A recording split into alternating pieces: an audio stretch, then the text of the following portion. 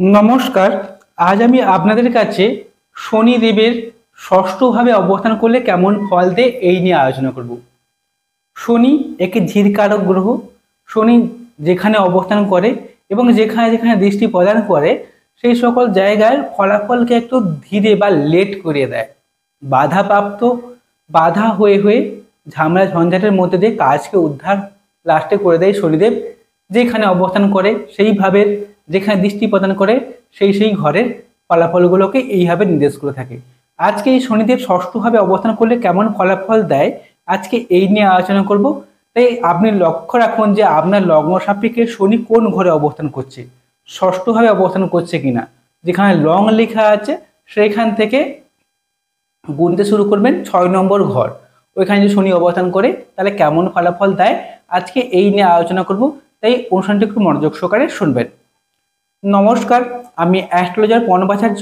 আপনারা দেখছেন astrologer Bengali. এই চ্যানেলে আপনাদের সকলকে স্বাগত জানাই। আপনারা নতুন হয়ে থাকলে চ্যানেলটিকে সাবস্ক্রাইব করবেন, বেল চিহ্ন টিপবেন, অল নোটিফিকেশনে ক্লিক করে দেবেন। এর ফলে আমার প্রত্যেকটি ভিডিও আপলোড করা মাত্রই আপনারা সবার আগে নোটিফিকেশনটি পেয়ে যাবেন। এছাড়া আপনারা যদি আমাকে জন্মছক বের করা চান তাহলে মোবাইল নাম্বার রয়েছে, এই মোবাইল নাম্বারে যোগাযোগ করবেন।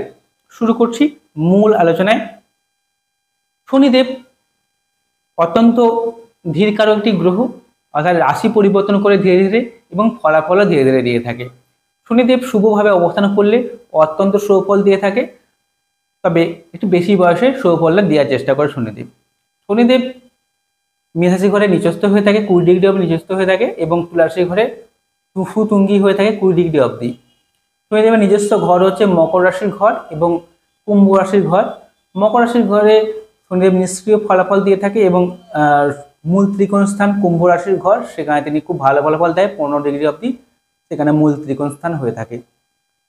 এই শনিদেব ষষ্ঠভাবে অবস্থান করলে, ষষ্ঠ ভাব আমাদের রোগ, আমাদের রিপু, আমাদের প্রতিযোগিতা, লোন, আমাদের যে কোনো পরিশ্রম সমস্ত কিছুই ষষ্ঠ ভাব থেকে বিচার করা হয়ে থাকে। আবার এই শনিদেব হচ্ছে পাপক গ্রহ। এই পাপক গ্রহগুলো সাধারণত লগ্নের তৃতীয়, ষষ্ঠ, দশম এবং একাদশ স্থানে ভালো ফলাফল দিয়ে থাকে, অর্থাৎ উপচয় ঘরে শনি খুব ভালো ফলাফল দিয়ে থাকে। ষষ্ঠ ভাব একটি উপচয় ভাব পড়ছে, এই ষষ্ঠ ভাবে শনি কিছুটা ভালো ফলাফল দেওয়ার চেষ্টা করে থাকে। কি কি ভালো ফলাফল দেয়, কি কি মন্দ দেয় তাও বলবো। শনিদেব ষষ্ঠভাবে অবস্থান করলে তার শত্রু নিধন হয়, অর্থাৎ তার কোনো শত্রু কোনো ক্ষতি করতে পারে না। শত্রুটা থাকলেও শত্রুরা তার পরবর্তী সময় মিত্রতে পরিণত হয়, অথবা শত্রুরা তার জীবন থেকে সরে যায়। কোনো রোগ অসুখ বিসুখ হলে দ্রুত আরোগ্য হয়ে থাকে। আবার পেটের সমস্যা, এমনকি বাতের সমস্যা, দাঁতের সমস্যাও কিন্তু ভোগায়, কোমরের যন্ত্রণাটাও ভোগায়। ষষ্ঠ স্থানে শনি থাকলে কি হয় আমি দেখেছি, তাদের মধ্যে কোনো জায়গায় লোন নিতে গেলে, লোন পেয়ে গেল, লোনকে পরিশোধ করতে গেলে তাদের সময় লেগে যায়।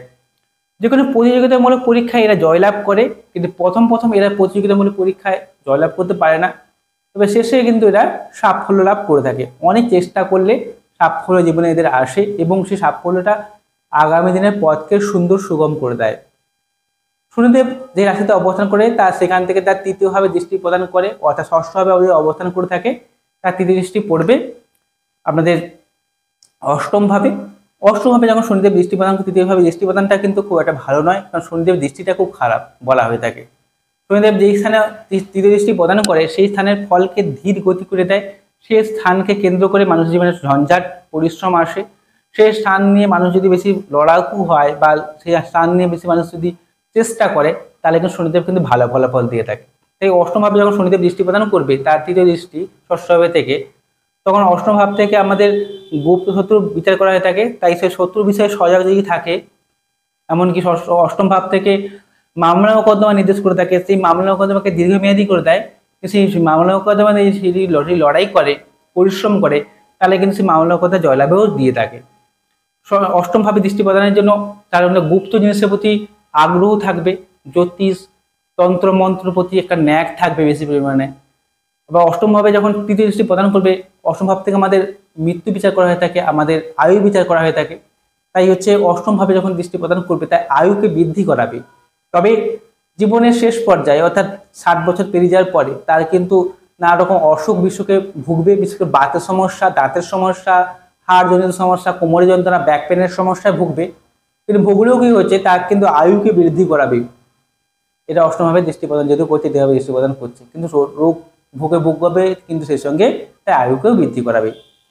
শনি এবার সপ্তম দৃষ্টি প্রদান করবে তার দ্বাদশভাবে, অর্থাৎ ষষ্ঠভাবে অবস্থান করে সপ্তম দৃষ্টি প্রদান করছে দ্বাদশভাবে। তখন দ্বাদশভাবকে নিয়ে চ্যালেঞ্জ আসবে, অর্থাৎ সহ্য সুখে একটা বাধা আসবে, তার মধ্যে ব্যয়কে নিয়ে একটা চিন্তা থাকবে। দ্বাদশভাবে যখন দৃষ্টি প্রদান করবে তার সবসময় মনে করবে যে ব্যয় যাতে কম হয়, এদিকে কিন্তু সে লক্ষ্যও রাখবে। এমনকি তার সবসময়ের জন্য ঈশ্বরের প্রতি একটা ভক্তি শ্রদ্ধা দেখতে পাওয়া যায় প্রচুর পরিমাণে, যাতে ষষ্ঠভাবে শনি থাকে। অর্থাৎ প্রথম জীবনে দেখা যাচ্ছে যে সে তাদের ঈশ্বরের প্রতি ভক্তি শ্রদ্ধা নেই, কিন্তু একটু বয়স 35-40 হয়ে যাওয়ার পর থেকে তার ঈশ্বরের প্রতি একটা ভক্তি শ্রদ্ধা বাড়বে, বা আধ্যাত্মিক চেতনার প্রতি একটা উন্মেষ দেখতে পাওয়া যাবে প্রায় 40 বছরের বয়সের পর থেকে, এমনটাই দেখা যায়। এটা আমি আর বাস্তব জীবনের অভিজ্ঞতা থেকে আপনাদের কাছে তুলে ধরছি।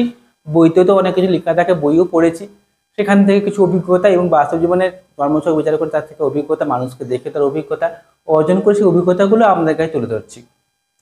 শনিদেব তার দশম দৃষ্টি প্রদান করবে, যদি ষষ্ঠভাবে অবস্থান করে দশম দৃষ্টি প্রদান করবে তৃতীয়ভাবে শনিদেব দৃষ্টি অত্যন্ত শুভ হবে, কারণ হচ্ছে দশম দৃষ্টি শনির কিন্তু খুব ভালো। শনির তৃতীয় দৃষ্টি খুব একটা শুভ নয়, পরিশ্রম করায়। সপ্তম দৃষ্টিকে চ্যালেঞ্জ নিয়ে আসে। আবার দশমে হয়ে যখন দৃষ্টি প্রদান করবে, দশম দৃষ্টিটা কিন্তু ভালো বলে মনে করা হয়ে থাকে। যখন দশমভাবে দৃষ্টি প্রদান করে, অর্থাৎ তৃতীয়ভাবে তখন পড়ছে, তখন আমাদের যে সেই মানুষের মধ্যে চেষ্টা থাকবে, সাহস থাকবে, পরাক্রম থাকবে, উদ্যম প্রচুর থাকবে, লড়াকু মেন্টালিটি থাকবে তার মধ্যে। তার কমিউনিকেশন স্কিল অত্যন্ত ভালো হবে। আর বন্ধু বান্ধব সংখ্যা কম থাকবে, কিন্তু যে সকল বন্ধু বান্ধব তার থাকবে জীবনে, তারা কিন্তু অত্যন্ত ভালো এবং ভালো মনের মানুষ, তারা একে জীবনে চলার ক্ষেত্রে সাহায্য করবে। দেখুন, সবার আগে দরকার জন্মছক। শুধু ষষ্ঠভাবে শনিদেব অবস্থান করার জন্যই কথাগুলো আমি বলছি, কিন্তু জন্মছক তো আমি দেখতে পাচ্ছি না। জন্মছকে দেখতে হবে শনি ষষ্ঠভাবে কোন রাশিতে অবস্থান করছে, লগ্ন সাপেক্ষে শুভ গ্রহ না অশুভ গ্রহ, ডিগ্রিগত হবে কতখানি বলাবল পেয়েছে, রাহু কেতু কিংবা রবি দ্বারা পীড়িত হয়ে গেছে কিনা, মঙ্গল দ্বারা পীড়িত হয়ে গেছে কিনা, বা রবি দ্বারা দগ্ধপ্রাপ্ত হয়ে গেছে কিনা, এইগুলো দেখে একটা পুঙ্খানুপুঙ্খ তথ্য বলে দেওয়া যায়। আমি শুধুমাত্র শনিদেব ষষ্ঠভাবে অবস্থানের জন্য কি কি ফলাফল পেয়ে থাকে আজকে আমি এটা নিয়ে আলোচনা করলাম। তবে জন্মছক বা ঠিকুজি গোষ্ঠী সব থেকে বেশি গুরুত্বপূর্ণ, তাই আপনারা অতি অবশ্যই আপনাদের জন্মছক বা ঠিকুজি গোষ্ঠীকে বিচার বিশ্লেষণ করাবেন। আপনারা যদি আমাকে জন্মছক বের করা চান, তাহলে মোবাইল নাম্বার রয়েছে, এই মোবাইল নাম্বারে যোগাযোগ করবেন। যদি শুনতে ভালো লেগে থাকে চ্যানেলটিকে সাবস্ক্রাইব করবেন। নমস্কার, সবাই ভালো থাকুন, সুস্থ থাকুন।